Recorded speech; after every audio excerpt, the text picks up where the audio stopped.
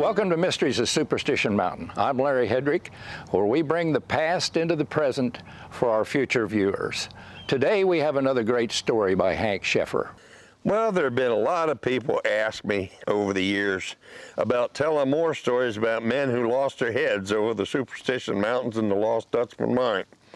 So we're going to tell you another one right now about a fella who lost his head. Of course, he's dead, but he lost his head. Well, Wayne Ellsworth Bernard, is best known as Barney, was a storyteller and adventurer who had been in the Apache Junction Superstition Mountain area very early on in development of Apache Junction.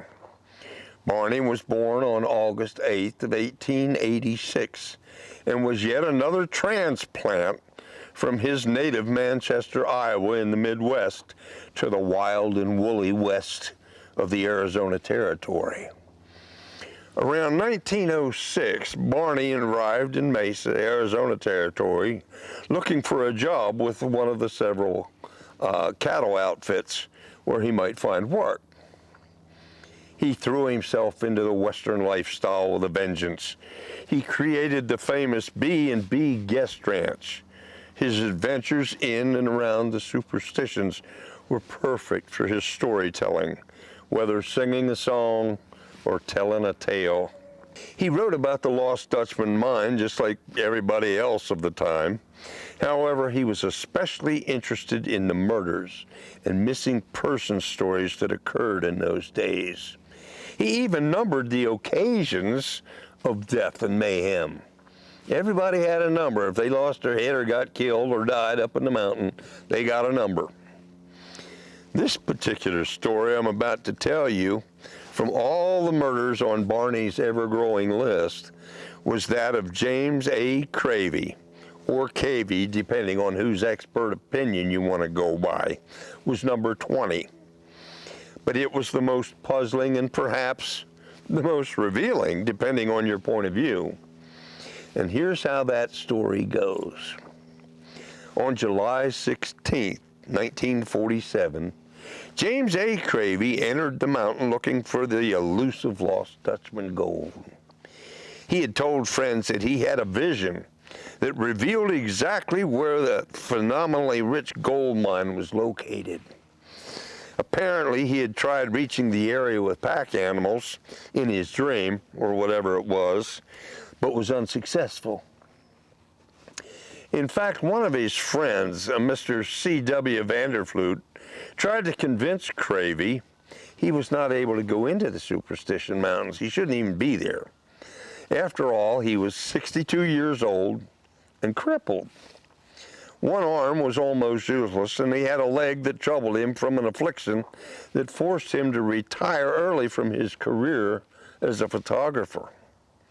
For all intents and purposes, he had no business venturing into the Superstition Mountain for any reason, and certainly not on his own, at any rate. So, anyway, that spring in 1947, Cravey contacted and later contracted a Mr. Edwin W. Montgomery, who was the president of the Southern Arizona Airways. It was a small company which operated helicopters out of Tucson and Phoenix, and he wanted him to haul him and 2 weeks' supply of grub and water into the designated spot that he'd had in his vision. This was the very spot where his vision had told him to go, a sandbar in the Barge Canyon. Mr. Montgomery and his wife related that they enjoyed a small but steady source of income to their helicopter company from flying people in all the time to the Superstition Mountains to look for the Lost Dutchman Mine. Now, I have to tell you a story that I've related to folks a couple times, that going into Blacktop Mesa and the Bluff Springs area, so many people have been into Blacktop Mesa and digging holes and rooting around in caves that it got to the point where the rangers in the Superstition Wilderness would tell you, don't go over to that place or go into any of those caverns because it's been weakened so much by people digging holes in the mountain that it's actually lowered itself. It's ready to cave in. The whole mountain's going to fall down right within itself. So don't go over there. It's really a dangerous place to go. What's really bad is I have people who really believe that. So don't go to Blacktop Mesa. Whether it's going to fall in on you or not, don't go over there. In every case, each of the passengers using the helicopter, the pilot was sworn to secrecy, but they all wanted to be landed in approximately the same place. Then, of course, the contract would say that he would come back after a week or 10 days or so, pick them up and fly them out. Usually disappointed. James Cravey's arrangement was pretty much the same as everybody else's. It was no different. Pilot Montgomery flew Cravey to that point in LaBarge Canyon. Ironically, it was only a few miles from the spot where Adolph Ruth had camped. Yeah, we know what happened to him, don't we? If you don't, you can go up and watch it on one of our other stories. They unloaded Cravey's equipment in that same area. Well, the 10 days passed quickly, and the helicopter returned to Cravey's camp. Unfortunately, Cravey was nowhere to be found in camp. The pilot flew up and down all the canyons around the area, but Cravey was nowhere to be found. Days before taking off, and having already sworn the pilot to secrecy, Cravey was dismayed to hear an announcement on the radio and read an account in the daily papers of exactly what he was going to do, where he was going, what he was doing. Unfortunately, James had already paid the agreed amount up front for the helicopter services. He decided to take the risk anyway and head into the mountains. Once in the appointed area, the pilot made his set down, assisted in packing the grub and water up to high ground where it was completely covered with a tarp. Cravey, this retired commercial photographer, secured a 2-gallon canteen of water and enough food for 2 days, and off he headed for the Superstition. He didn't even do anything about setting up camp. He just had all the stuff piled there and off he went. Pilot took off and came back to Phoenix.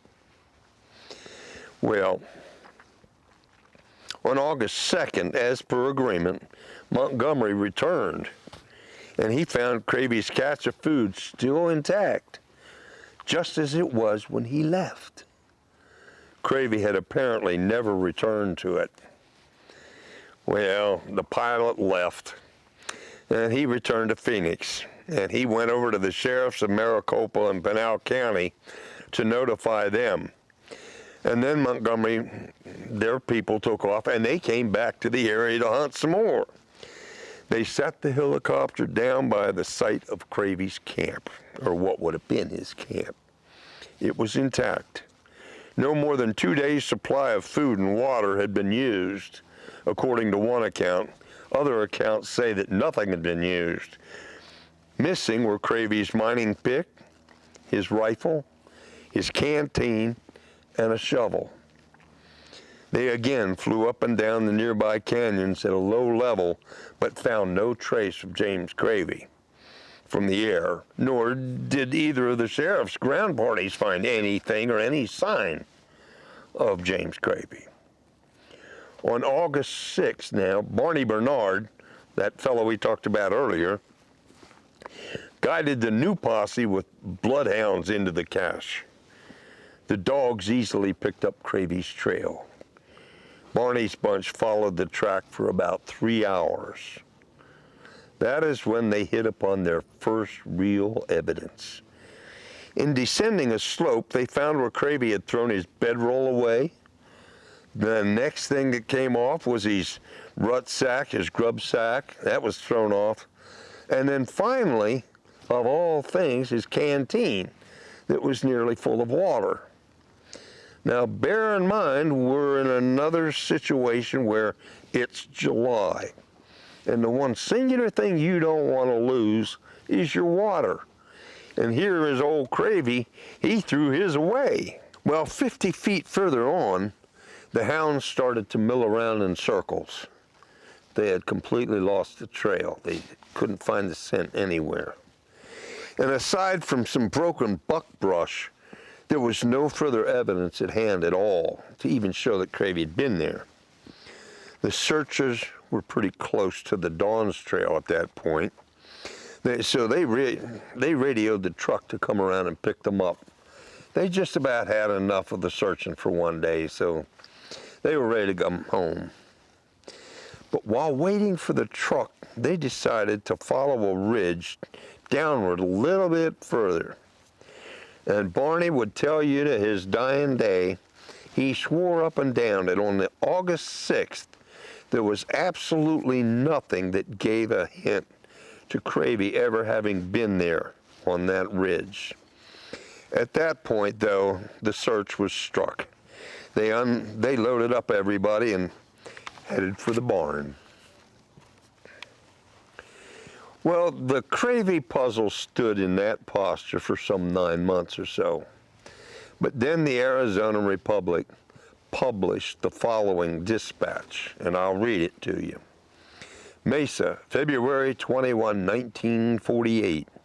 Discovery of James A. Cravey, 62-year-old retired photographer from Polk Street, Phoenix, who disappeared in the rugged Superstition Mountains last July while seeking the legendary Lost Dutchman Mine, was reported tonight by 2 Arizona visitors.